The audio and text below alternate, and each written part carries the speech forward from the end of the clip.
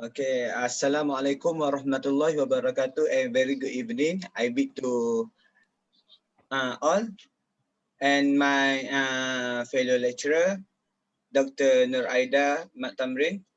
Okay, today, as we know, we will make a presentation for the subject SHW3001, which is Principle of Livestock Product.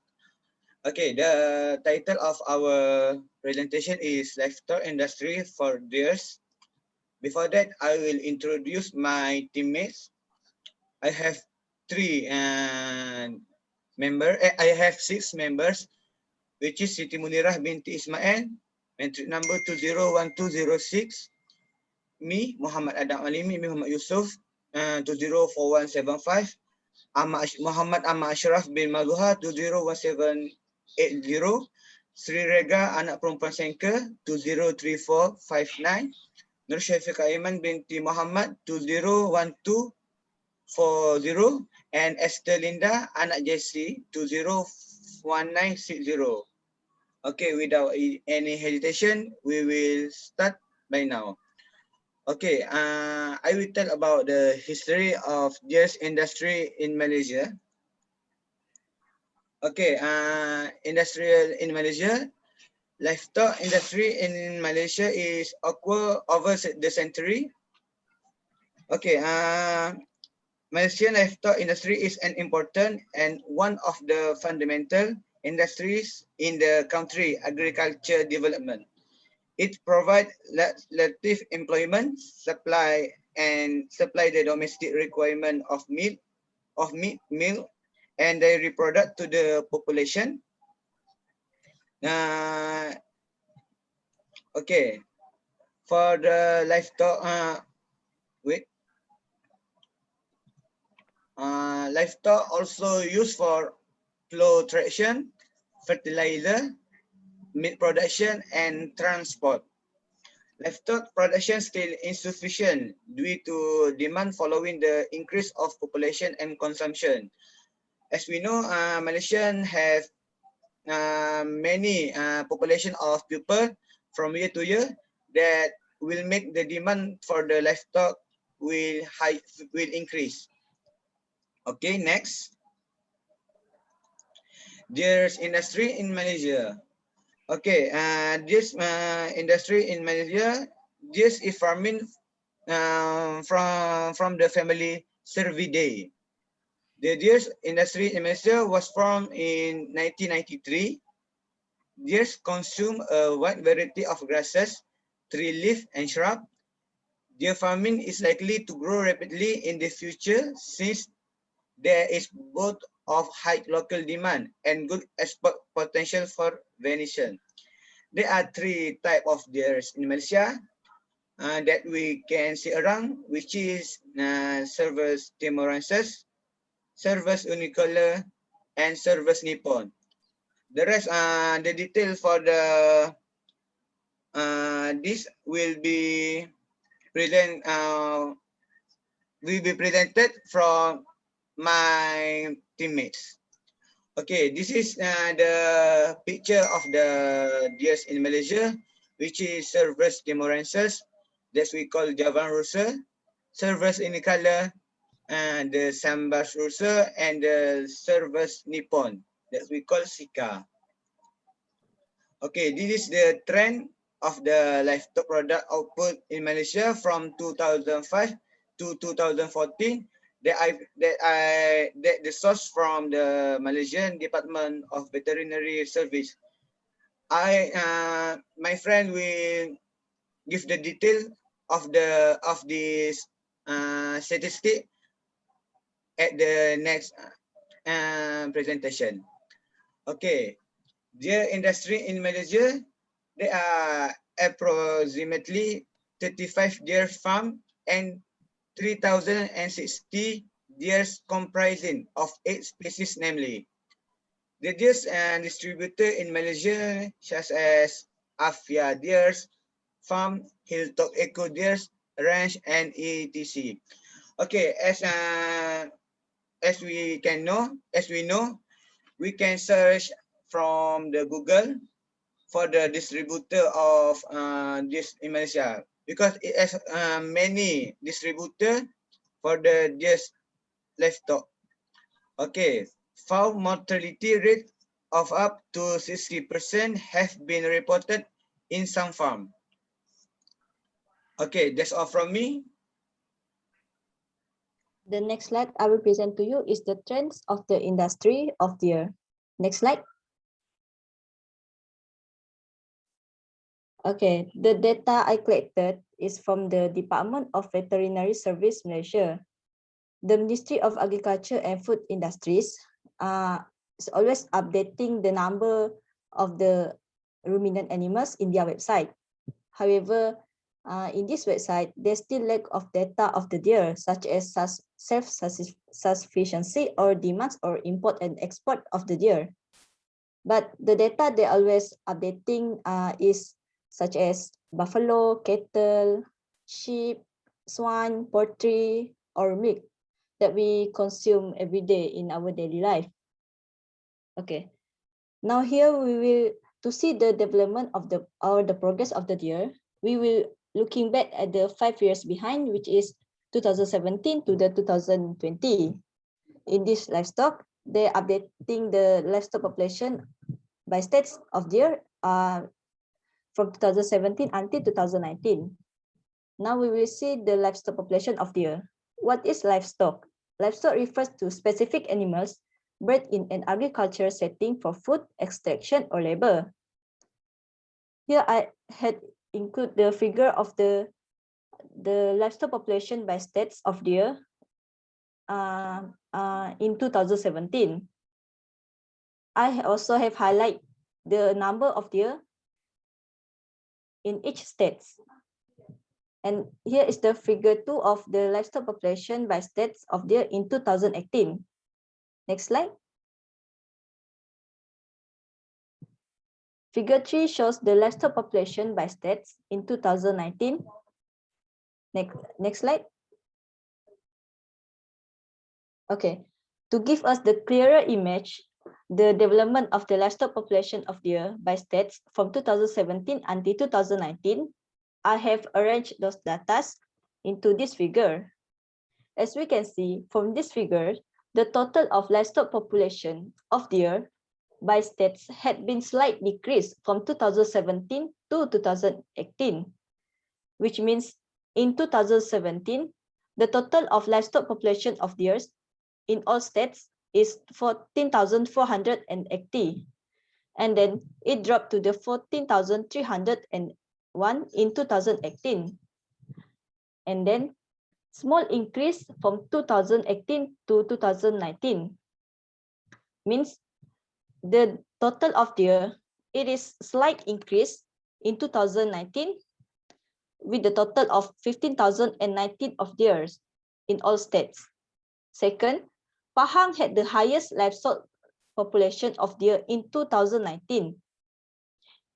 As we can see in Pahang, in 2019, it got 3,394 of deer in 2019 and was increasing since 2017 until 2019, which means in 2017, Pahang got 2,197 of deer and then increased to 3,017 of deer in 2018.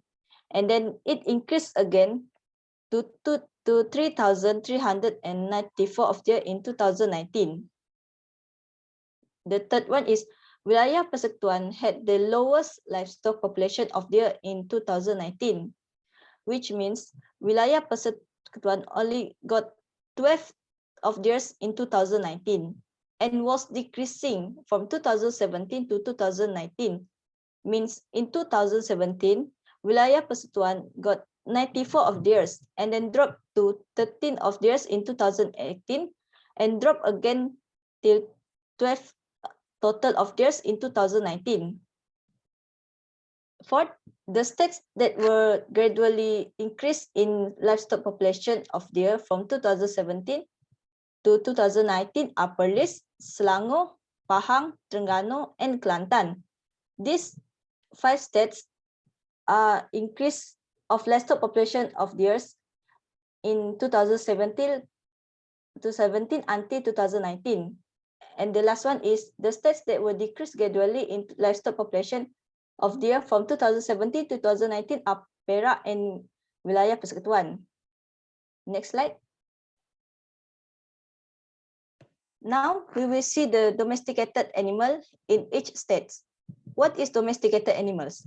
Domesticated animals are animals that have been selectively bred and genetically adapted over generation to live alongside humans. They are genetically distinct from their wild ancestor or cousins.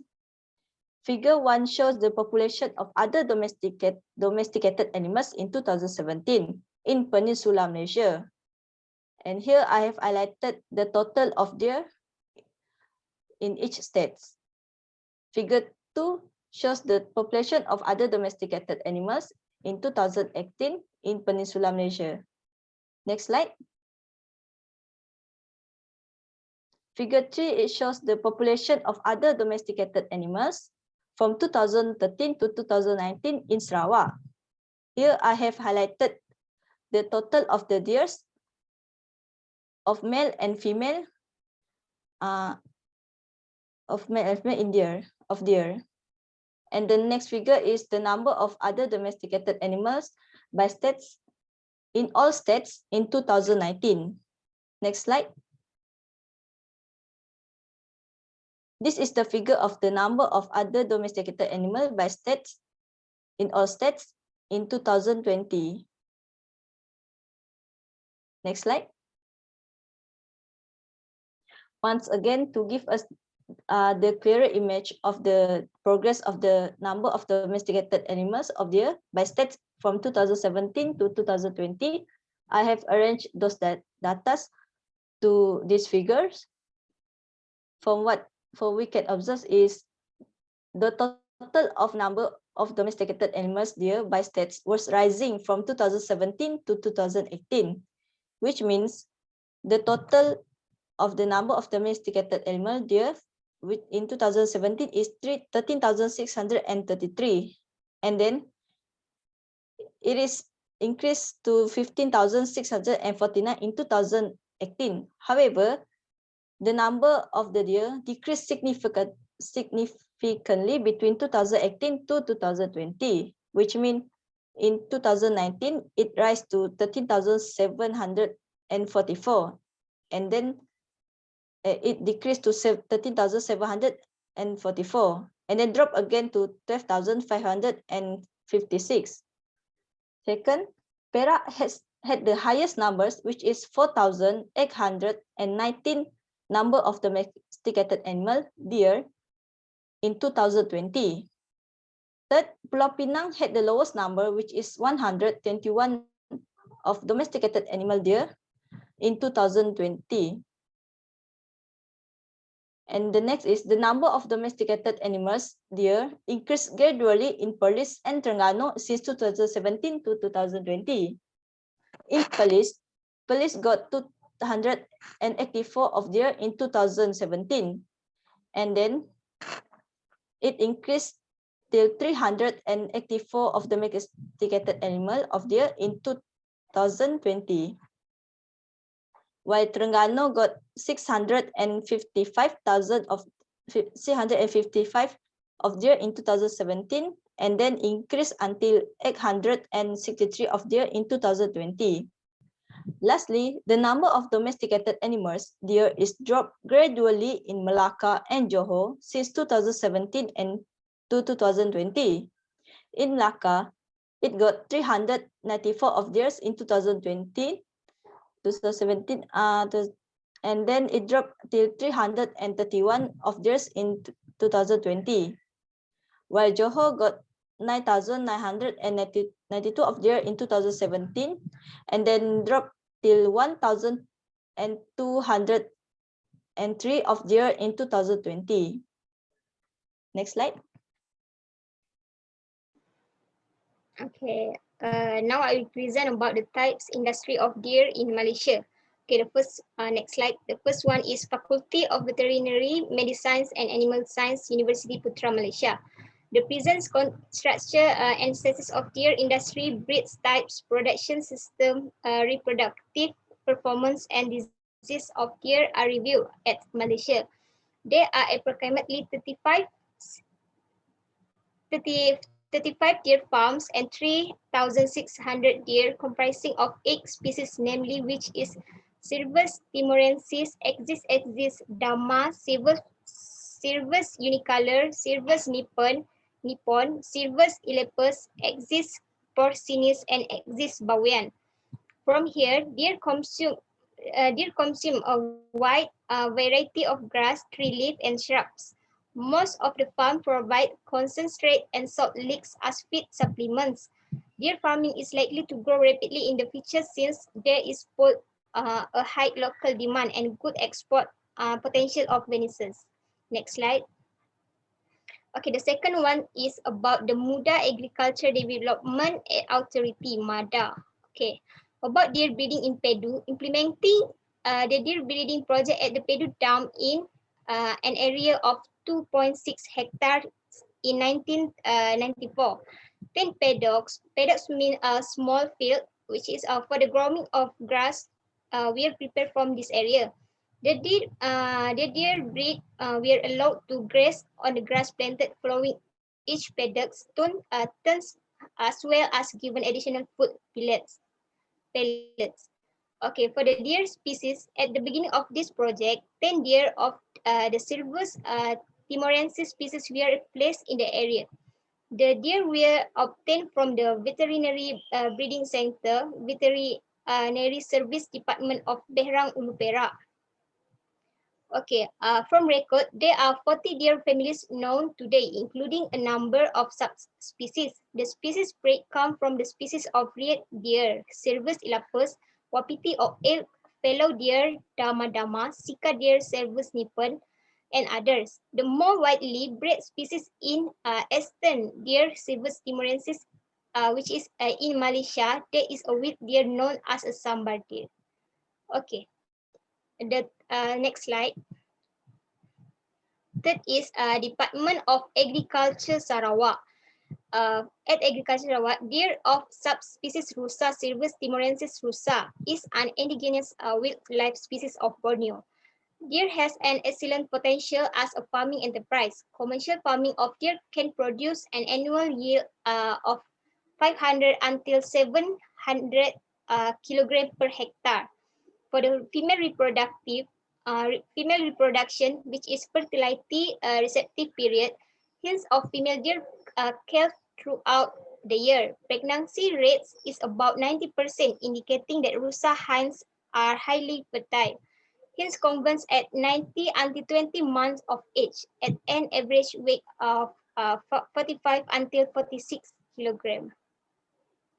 Okay, for the male reproduction, for the ratting is periodic sexual excitement of a male deer. During this period, stage spend a major part of the day involved in social activities such as grooming, wallowing, fighting, chasing, and mating hinds.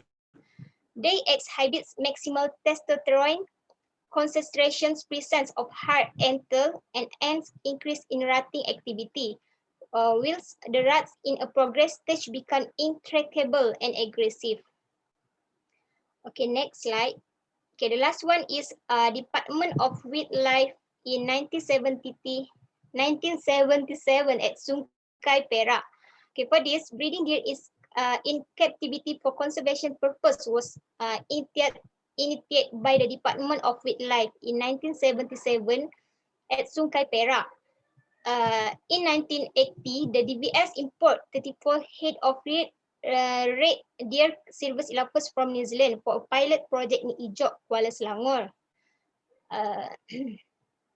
In 1992, 200 head of Timorensis, Cervus timorensis, 90 head of sambar, and 80 of head sambar, and 18 head of Sital Exis deer were imported from Mauritius, Sabah, and Sulawesi Island. Okay, in Sabah, deer farming was initiated in 1977 with the gift of 11 head of Sital Exis deer from the Indonesian government. Sambar deer was obtained from local farmers and farmed at Sabrang Livestock Breeding Station, Keningau. Okay, in Sarawak, the Sarawak Economic Development Corporation (SEDC) farm at Karabungan Miri first start in the commercial deer farm in 1993 with their initial purchase of 396 hinds and 31 staged from Australia. Next slide. Department acquired 100 breeders from this farm, and we are now maintaining this herd at around 700 heads and selling some 200 heads per year to breeders and the meat market. Okay, that's all from me. I will pass to Regga for the breed selection. Thank you. Okay, thank you, Syafiqa Aiman. Okay, let me continue with the breed selection. First,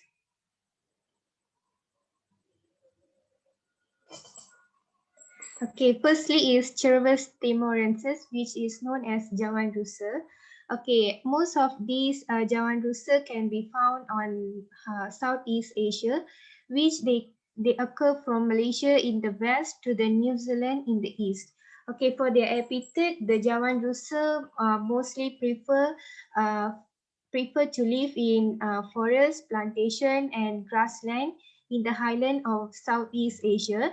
And they also prefer the edge of the forest. For the physical description, the male Jawan Rusa are larger than females. The females usually weigh 152 kgs, while the females weigh about 74 kgs. Okay, they have late-shaped three-tined antlers, which weigh about 2.5 kgs. Okay, the male and female have a rough greenish brown coat that is often coarse in appearance. Okay, the animal looks short and stubby because they have relatively short legs. Next. Okay, for the reproduction system, like other deer species, Jawan Rusa have a polygynous mating system, which the male will compete for the access to receptive females. Okay, for the gestation period is about 8 months, which the female deer will give birth to one calf, rarely two. Okay, the breeding occurs throughout the year, but peaks during the months between July and September. For the behavior, the Jawan Rusa are primarily nocturnal, but they can browse and graze during the day. Okay, during the mating season, the female Jawan Rusa likes to decorate their antlers with grass and twigs to attract the females and intimidate competitors. Okay, mostly the male and female Rusa, the Jawan Rusa, live separately most of the year, except during the mating season. Okay, for the young calf, they can stay with their mothers and until they reach the sexual maturity. Okay, for the economic importance for the humans, Jawan Rusa shed their antlers, and it can be also used in Asian medicine. And also the antlers can be used as jewelries. While for the economic byproducts, the farmers rear the Jawan Rusa to get their meat for the meat production. Next. Okay, next is Chervan Nippon, which is called as Cicadia. It is originate from southern Usuri district of eastern Siberia, China, Formosa, Japan, Korea, Manchuria, Taiwan, and a part of Vietnam. Okay, for the habitat, they can live in forest area with a dense of understory. However, this animal are able to adapt in a quite variety of other habitats such as freshwater marshes and grassland. For the physical description, the Sika deer is small to medium-sized deer with a head and body length of approximately 950 to 1,800 mm. Okay, while the male can grow until they are 7 to 10 years, and while the females can start growing at the age 4 to 6 years. Next. Okay, for the reproduction system, the Chavas Nippon is polygamous, and it and a successful male can gather as many as 12 females on its territory over the course of the mating, which is known as a rutting season. In addition, during the rutting season, males quickly deplete their weight and lose up to 20 to 30% of their body weight. Okay, the Sika deer can give birth to single offspring, which occurs in May and June, and the gestation period is approximately 30 weeks. Okay, for the behavior, the adult male are solitary for most of the year, but sometimes it band together, while female and the young will stay up together to 2 to 3 on during the calving season. Okay, the Sika deer are importance to the economic because of their antlers, and which are used in traditional medicine, and they are also an important for food and game animal. Next. Okay, the last one is for Samba deer, which is known as Cervus unicolor. Okay, the Samba deer are native to India, Pakistan, Ceylon, Burma, Sri Lanka, Philippines, and so on. Okay, for the habitats, the Samba inhabit both densely sloping and steep forest hillsides. Okay, they prefer near cultivated areas such as gardens and plantation in order to acquire food, and also found in thick forests. Okay, for the physical description, Samba have a coarse coat of short, dark hair with light brown to creamy white hair on the underside. Okay, the male Samba have antlers with 3 to 4 times, and these antlers are predictably sheathed and replace it reach length of 100 centimeter. The maximum size of the male is 185 to 260 kgs, while for the female weight 162 kgs. Next. Okay, for the reproduction, the male Samba are solitary and very aggressive during the breeding season, while the female may be found in the group of 8 individuals. The mating system is polygynous, with one male mating as many female as he can.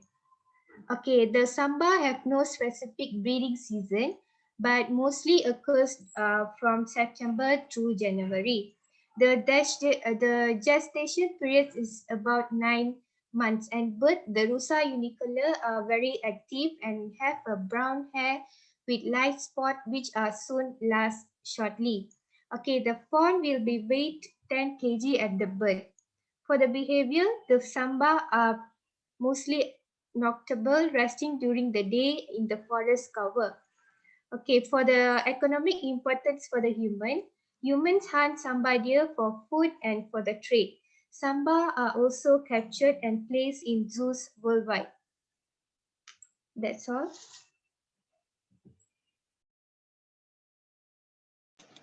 Okay, I will continue with farming management. Next. Okay, for the location, the deer ranch must be located and have a strategic places with a large grassland, and it must far away from residential area. First, we want to avoid the deer become stressed, and then we want to reduce the odor level from the farm to the residential area. And then we need to locate it well and must connected near the main road for transportation purpose and management. It is easy for the workers to access the farm. And then the location also must has natural sources such as river to provide a clean water and availability of electricity. Okay, this is the example of deer ranch at Pusat Konservasi Hidupan Liar PKHL Gomusang, which require about 50 hectare of land, and it takes about 300 meters from my house. Next. Okay, for the biosecurity, The purpose is to stop transferring the infection into or between component of production system. So whoever want to enter the farm, they need to go through vehicle disinfection deep first, and then they can enter the deer ranch. Okay, next for the deer ranch, shelter area, roof structure about 2 meters and metal pole as a platform to protect deer during unfavorable weather like a raining, storm, and deer ranch also act as a taming space. The fencing built from cyclone type log about 6 feet and plain wire are added to fencing to make it 8 feet high in total. Okay, the deer ranch are divided into several paddock sections with deer ratio. For example, for one paddock, they put 2 bucks with 4 doe. Next. Okay, this is the example of deer ranch there. Next. Okay, it is essential for the farmers to provide that room for treatment purpose, health management. It is easier for farmers to separating calf with their hen, for slaughtering, allowing deer to be attacked, splitting group of deer into several groups, weighing the deer, and sometimes that room function as to loading the deer into truck or livestock trailers. Then, okay, feed. Deer need to feed about 3% of their body weight. The average of body weight for one deer is about 150 kilogram. Thus, the total feed for one deer is around 4.5 kilogram per deer. Usually, in this deer ranch, they apply semi-intensive grazing. They are allowed to graze freely in a fenced pasture for a fixed period. Deer eat grasses, pasture through a cut and carry system, herbs, pellet, and additional mineral like salt block, commercial cow or cow feed mixture. Next. Okay, next. Okay, this is example of feed. Megatyrasus maximus, guinea grass, Peniscatum purpureus. Is usually we call it as napier grass or rumput gajah. And then Malatus barbatus, like the below, it is in the picture below the slide. Okay, usually we call it as balik angin. Trema orientalis mengkirai, ficus ara, jackfruit, and they also eat Leucena leucocephala, which is petai belalang. Okay, next, water. As I mentioned earlier, we need to have a natural source for the deer ranch to provide them a clean water. And then we need to use a clean tank or drinkers that free from dried branches or other materials. And then muddy pool. It is essential for deer to bath during hot days with good drainage water system. Next. Okay, diseases. The first one is fleas and worm. Usually being attacked during rainy season due to grazing plot management not well implemented and scheduled. And then number 2, stress. Usually deer is currently a sensitive animal. They easily get depressed. When they depressed, they break the fences and it can cause sudden death. Okay. And number 3, wound due to fighting and break the fences earlier. And then number 4 is sore eyes, common in newborn fawn because they prick the grass causes their eyes to watering. Thus, they will vaccinated against appropriate diseases. I will pass to AMMAR. Thank you, Munirah. Now I will present the challenges and future trends. Next. For the challenges in the livestock of deer, first, health concerns. There are some deers that carry black leg disease and that can be transmitted to human. This is because their disease can be very hardly livestock and easily adapt to the environment. For example, the disease, the health concern, tuberculosis and hemorrhagic. Second, lack of land area. The farmers competition in using land with other industry, and the farmers need use on their own land. For the third, environmental impact, scramble for area where most deer will fight to get limit areas with food resources. Next.